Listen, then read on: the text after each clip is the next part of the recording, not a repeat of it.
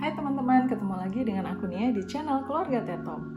Seperti biasa, kita akan kembali lagi ngobrolin tentang homeschooling.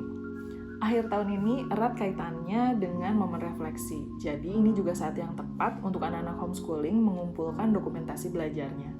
Mungkin sama seperti anak-anak sekolah yang di bulan Desember ini mendapatkan raport semester 1. Nah, progres belajar anak-anak homeschooling bisa dibuat dalam bentuk dokumentasi belajar. Jadi dokumentasi ini apa sih? Kalau yang aku tahu dari kelas coaching Rumah Inspirasi, proses pendokumentasian ini kalau di Amerika sana adalah proses yang sangat penting karena jadi kayak bentuk tanggung jawab orang tua kepada negara. Jadi dokumentasinya itu bisa dibuat sangat teratur dan rapi banget. Sementara kalau di Indonesia sendiri nggak ada kewajiban untuk orang tua homeschooling menyerahkan dokumentasi belajar anak kepada negara. Memang sih di beberapa PKBM ada yang mewajibkan orang tua untuk menyerahkan dokumentasi belajar ini. Jadi kayak buat referensi mereka untuk pengisian rapor. Sementara kalau di PKBM tempat Hichan bergabung ini nggak ada kewajiban untuk menyerahkan dokumentasi belajar karena raportnya sendiri ditulis oleh orang tua dan lalu dikirimkan ke PKBM untuk menjadi referensi pengisian raportnya itu sendiri.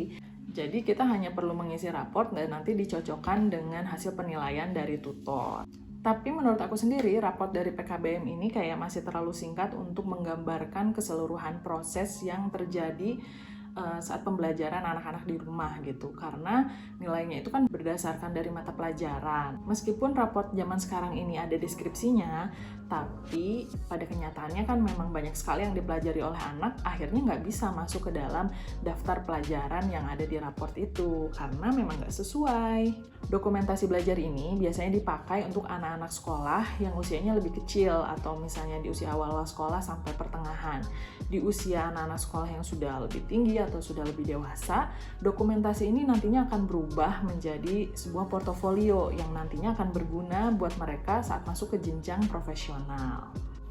Jadi sebelum kita ada di level membuat portofolio yang keren untuk anak-anak atau bersama anak-anak, proses pembuatan dokumentasi ini bisa jadi tempat latihan untuk kita. Jadi sebelum kita ada di level membuat portofolio yang keren-keren, proses pembuatan dokumentasi ini bisa menjadi latihan untuk kita dan anak, supaya nantinya saat ada di level portofolio, kita sudah terbiasa untuk membuat dokumentasi atau portofolio tersebut.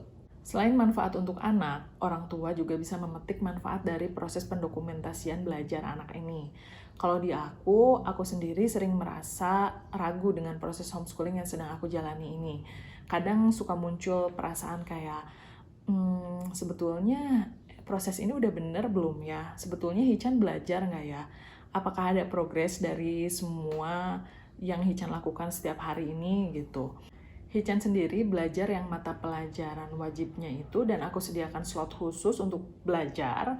Itu ada 3 pelajaran, bahasa Inggris, matematika, dan literasi.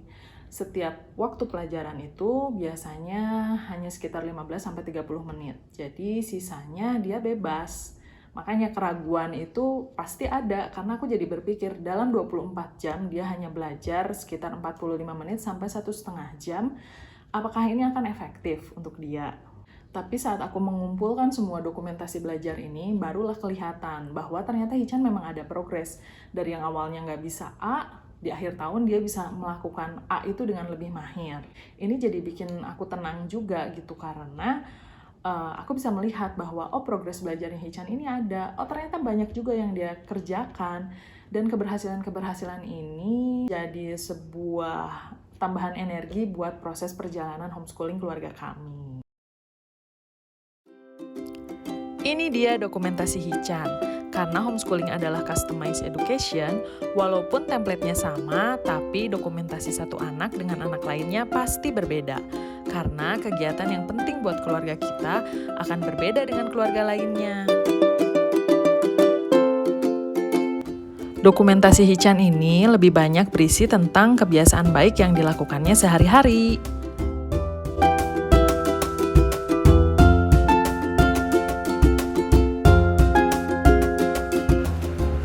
Untuk wawasan, kami juga memanfaatkan momen tertentu sebagai thematic learning. Salah satunya adalah belajar tentang Garuda Pancasila saat 17 Agustus.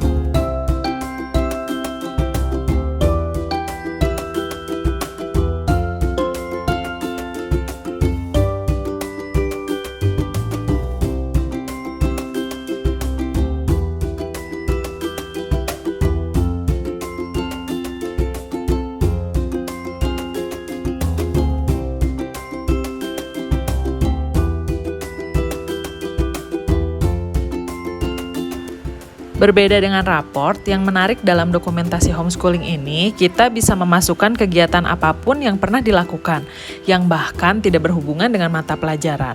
Di sini kami bisa memasukkan banyak sekali kegiatan yang menstimulus kapasitas sosial Hichan, karena memang disitulah kekuatannya.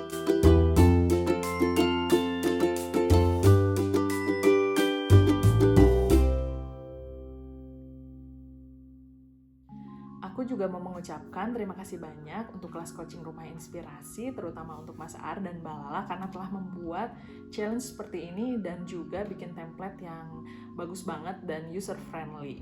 Tahun ini challenge dokumentasi belajar ini ada hadiahnya, tapi Mas Ar dan Mbak Lala menekankan banget bahwa bukan hadiahnya yang penting, tapi justru setelah dokumentasi belajar ini selesai, ini tuh akan menjadi sebuah hadiah akhir tahun untuk kita. Tapi itu benar-benar kerasa banget sih di aku. Aku sebetulnya kemarin sempat draining banget dan kayak merasa capek dengan proses homeschooling ini, kayak bener gak ya proses yang aku jalani ini selama ini.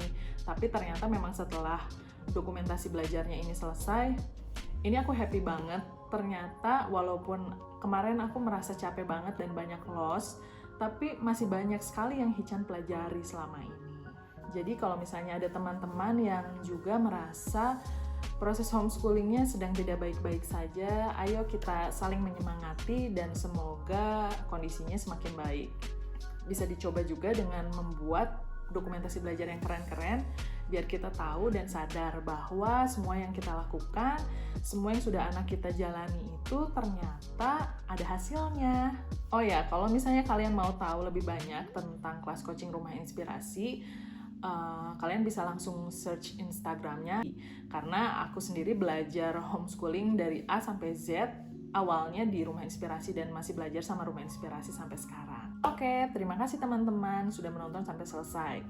Kalau misalnya ada pertanyaan, kalian bisa langsung drop pertanyaannya di komen atau bisa langsung DM aku di Instagram @nyapurnama.